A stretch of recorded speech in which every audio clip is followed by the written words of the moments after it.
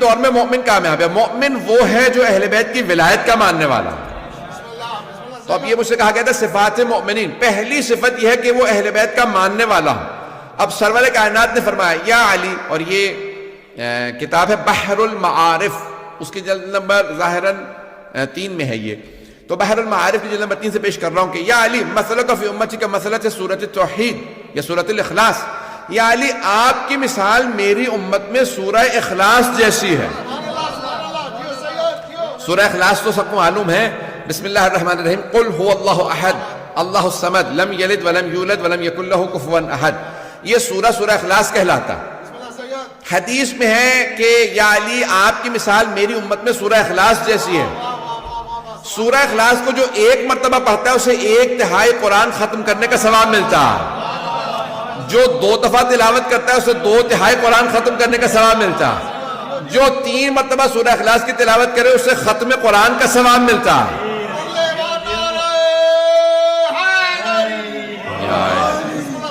نہیں ابھی مجمع نہیں ہے سارا میرے ساتھ. تو یا علی بھئی پیغمبر اسلام فرما رہے یا علی آپ کی مثال میری امت میں سورہ اخلاص کی مثال ہے. سورہ اخلاص کو 3 دفعہ جو پڑھے اسے پورا قرآن ختم کرنے کا ثواب ملتا ہے. توجہ. اب پیغمبر اسلام وضاحت کر رہے ہیں یا علی جو آپ کو زبان سے مانے اس کا 1/3 ایمان مکمل، جو زبان سے بھی مانے دل سے بھی مانے اس کا 2/3 ایمان مکمل، جو زبان سے مانے دل سے مانے اور پورے جسم سے آپ کے ساتھ رہے.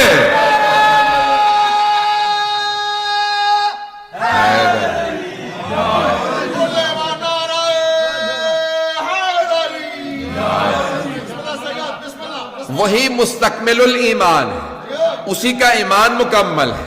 تو عزیزان گرامی مومن وہ ہے کہ جو صرف زبان سے نہ مانے، دل سے بھی مانے اور پورے بدن سے مولا کے پیچھے چلتا رہے، پوری طرح سے مولا کی پیروی کرے.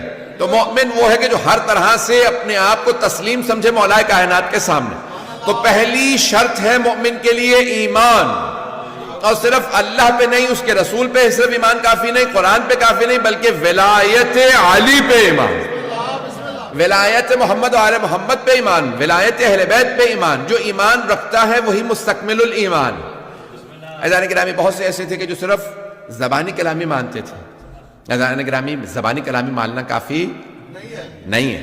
زبانی مان لینا کافی اگر ہوتا تو بہت سے ہم یعنی سارے مسلمان پھر ولایت علی کے معتقد ہیں. تو زبان سے کیونکہ سب کے سب مانتے ہیں کہ ہم اہل بیت کو مانتے ہیں. عزیزان گرامی یہ کہنا کافی نہیں ہے بلکہ دل سے ماننا بہت ضروری ہے. میں نے چند دن پہلے جملہ پیش کیا تھا، بلکہ شاید یہ اس ماہ رمضان کی بات نہیں کسی اور موقع پہ پیش کیا تھا. میں اس کو تھوڑا سا اشارہ کر کے آگے بڑھوں گا. توجہ ہے میرے ساتھ؟ عزیزان گرامی یہ میں جملہ پیش کر رہا ہوں دوبارہ. بہت سے افراد کہتے ہیں کہ نہیں ہم اہل بیت کو مانتے ہیں. آپ کیوں کہتے ہیں کہ صرف شیعہ اہل بیت کو مانتے ہیں؟ ہم کہتے ہیں کہ ہم اہل بیت کو مانتے ہیں تو وہ کہتے ہیں نہیں ہم بھی مانتے ہیں. اہل سنت بھی ہے کہ وہ کہتے ہیں ہم مانتے ہیں. عزیزان گرامی فرق کیا ہے ان کے ماننے میں ہمارے ماننے میں؟ مجھے معلوم ہے کہ بعض اہل سنت بھی آتے ہیں اور مجھے یہ پورا یقین ہے کہ میرے برادر اہل سنت سن رہے ہیں. تو اب یہ مجھے پورا یقین ہے کہ سن رہے ہیں. تو عزیزان گرامی فرق کیا ہے ان کے ماننے میں ہمارے ماننے میں؟ تو اب میں فرق کو پیش کر رہا ہوں.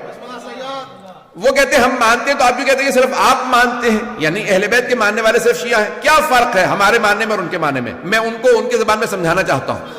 اگر کوئی کہے میں اللہ کو مانتا ہوں لیکن جتنے بت ہیں میں انہیں بھی مانتا ہوں،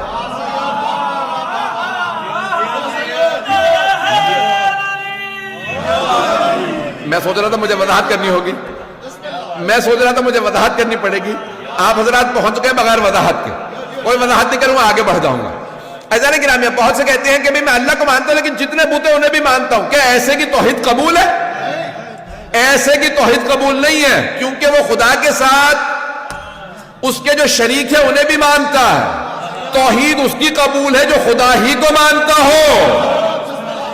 عزیزان گرامی دوسرا سوال میرا آپ سے، اگر کوئی کہے میں رسول خدا کو مانتا ہوں لیکن جتنے جھوٹے نبوت کے دعوے ہیں مسیلمہ کذاب سے لے کے آج تک، بہت سو کے نام لینا مشکل ہو جاتا ہے. تو جائے مثال کے طور پہ کسی اور بہت سے لوگوں نے دعویٰ کیا میں بھی نبی میں بھی نبی میں بھی نبی. بات واضح ہو رہی ہے. کوئی آدمی کہ میں رسول خدا کو مانتا ہوں لیکن جتنے جھوٹے نبوت کے دعوے تھے انہیں بھی مانتا ہوں. کیا ایسے کی نبوت کا عقیدہ قبول ہے؟ نہیں قبول. کیوں؟ کیونکہ رسول خدا خاتم النبیین ہے. اگر بات واضح ہو رہی ہو. اب اگر کوئی کہے میں اہل بیت کو مانتا ہوں، میں علی کو مانتا ہوں، حسن کو مانتا ہوں، حسین کو مانتا ہوں، لیکن ان کے دشمنوں کو بھی مانتا ہوں، کیا ایسے کی امامت و ولایت کا عقیدہ قبول ہے؟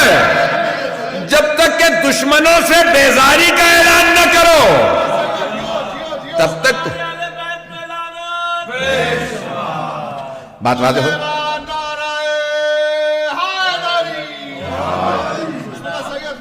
عزیزان گرامی، کامیاب وہ ہے کہ جو اہل بیت کو جب مان لے تو پھر دشمنوں کو نہ مانے.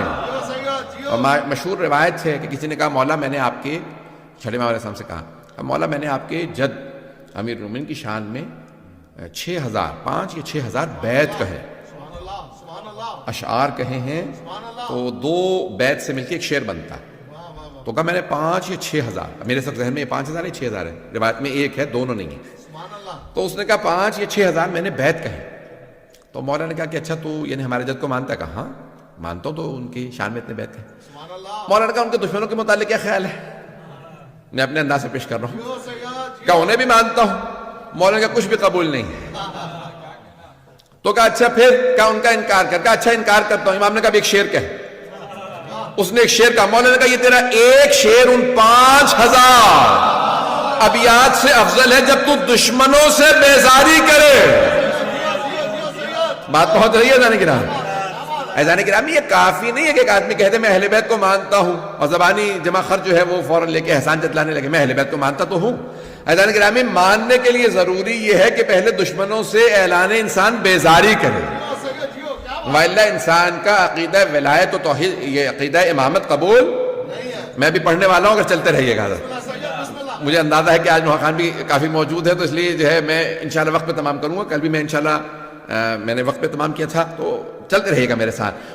عزیزان گرامی، آج بھی اگر کوئی عقیدہ امامت رکھتا ہو، ولایت رکھتا ہو، جب تک کہ دشمنوں سے اعلان بیزاری نہ کرے تب تک اس کا عقیدہ قبول نہیں.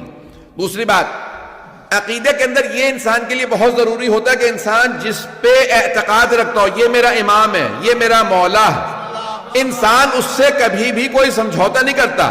جو کہہ دیا وہ تسلیم ہے. امام جو ہے یعنی انسان یہ نہیں کہتا کہ یہ مانوں گا یہ نہیں مانوں گا. سمجھو ہو، یہ مانوں گا یہ نہیں مانوں گا. انسان کسی بھی چیز پہ کمپرومائز نہیں کرتا، سمجھوتا نہیں کرتا. جو کچھ امام نے کہہ دیا وہ قبول ہے، رد و قد نہ کرے. جو امام نے کہہ دیا اس کے سامنے تسلیم ہو. عزیزان گرامی، بہت سے افراد امام معصوم علیہ السلام کی حیات طیبہ میں موجود تھے لیکن ٹکرا گئے. کیوں؟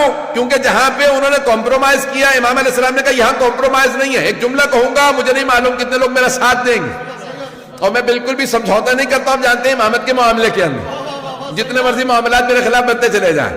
عزیزان گرامی، امامت کا عقیدہ ایسا عقیدہ ہے کہ جس کے اندر انسان میں بالکل بھی کسی بھی طرح کا انسان نیوٹرل نہیں رہ سکتا، بے طرف نہیں رہ سکتا. یہ نہیں کہہ سکتا کہ میں امام کے ساتھ بھی ہوں اور کسی اور کے ساتھ بھی ہوں، یا امام کے ساتھ ہو یا نہیں ہو. امام علیہ السلام نے اجازت نہیں دی.